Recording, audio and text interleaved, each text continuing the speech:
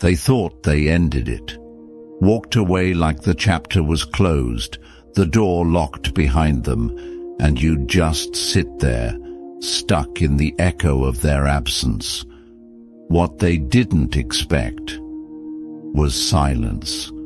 Not the kind that begs for answers, not the kind that waits by the phone, the kind that moves on, the kind that lets them go too.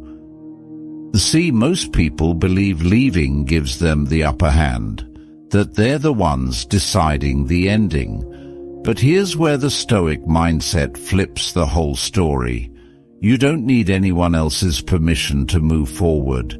You decide the weight you carry, and you decide when to put it down. Letting go isn't weakness, it's power. It's choosing not to be defined by what or who left you behind. It's looking at a closed door and not needing to reopen it. Because here's the truth. If someone thought your story ended with their departure, they never really understood your strength. Epictetus said, "It's not things that disturb us, but our judgments about them." When someone leaves, we're tempted to judge it as rejection, as failure, as something missing in us. But what if it was just a shift, a necessary clearing, a making of space for something better? Not in some grand fairy tale way, but in the quiet reclaiming of your own peace. Letting them go isn't about revenge or pride. It's about honoring yourself enough not to chase what already walked away. You don't have to shout. You don't need closure. Your calm is your answer. And the best part? That peace they never saw it coming. You ever notice how people expect you to crumble when they exit your life? Like your worth was somehow tethered to their presence, and now that they're gone, you're supposed to unravel. But you didn't. You let them go too. And that's the part they never prepared for. Stoicism teaches us something brutally liberating. Whatever is not in your control is not your burden. That includes other people's choices, their moods, their decisions to leave, to drift, to disappear without explanation. You don't own that. You're not here to carry the weight of their unresolved thoughts or broken promises. What is in your control? Your response, your peace, your path. When you stop chasing people who've already made their exit, you start attracting what aligns with your worth. You start walking lighter, quieter, stronger. You no longer need to prove anything. And ironically, that's when people start noticing you again, not because you were loud, but because you were unbothered. Marcus Aurelius said, "The tranquility that comes when you stop caring what they say, or think, or do, only what you do." That kind of clarity cuts through the noise. It's not that you didn't care about them, it's that you finally cared about yourself more. There's a difference between losing someone and releasing someone. The first is pain. The second, that's freedom. So let them wander. Let them revisit your name in their mind when the silence starts to echo. Let them sit with the shock of your absence not being full of noise or neediness, but of grace. You didn't just let go, you leveled up. And maybe the hardest part to accept is how peaceful that feels. It's funny, isn't it? How peace can feel almost rebellious. In a world that expects drama, tears, chasing, closure, choosing calm is a quiet revolution. You didn't slam doors. You didn't throw words like weapons. You just stopped showing up where your presence was taken for granted. And that silence, that's louder than anything you could have said. Here's what the Stoics understood so well. Life is a constant letting go, not just of people, but of expectations, attachments, illusions. The idea that others owe us explanations, that love must always stay, that loyalty will always be mutual. Those are all stories we tell ourselves. And when life proves them wrong, we get to decide whether we resist or release. And you chose to release. That's not cold. That's wise.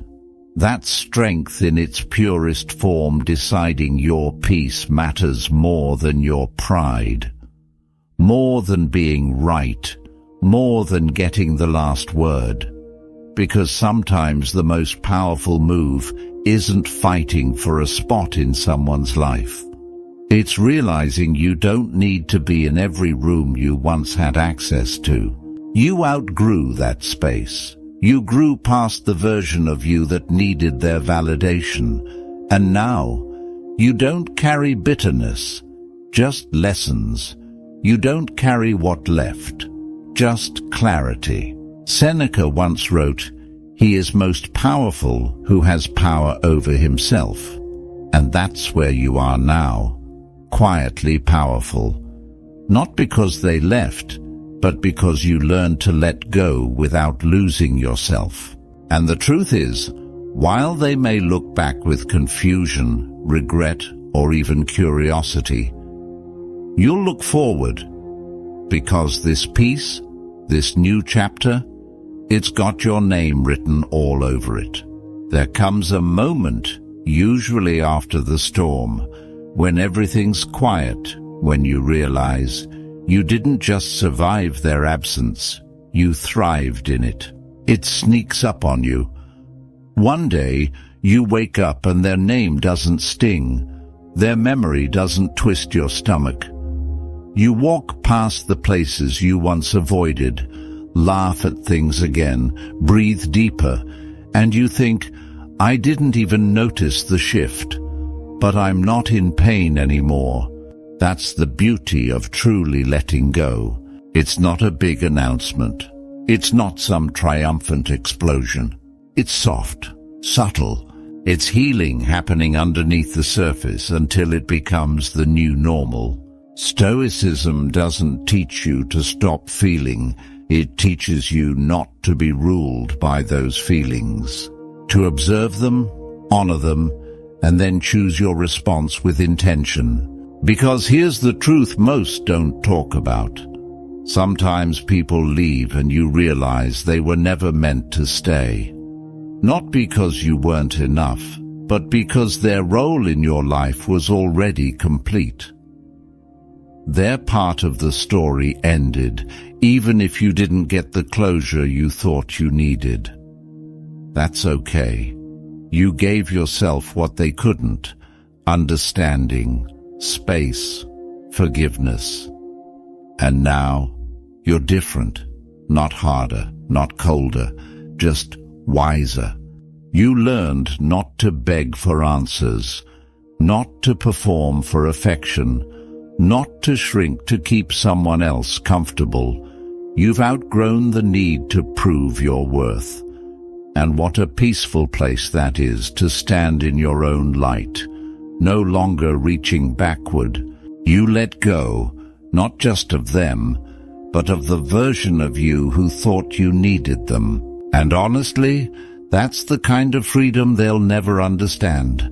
So here you are, still standing, still growing, and if we're being real, more you than you've ever been. They let you go, thinking the story would end there. Maybe they expected you to unravel, to linger in the empty space they left behind. But you didn't. You rose, quietly, patiently, powerfully. You didn't just move on. You moved forward. And that's the thing people forget. You don't need revenge. You don't need to prove you're better off. The way you carry yourself now, that calm, grounded, untouchable energy, That's the closure. That's the message. That's the chapter they never expected you to write.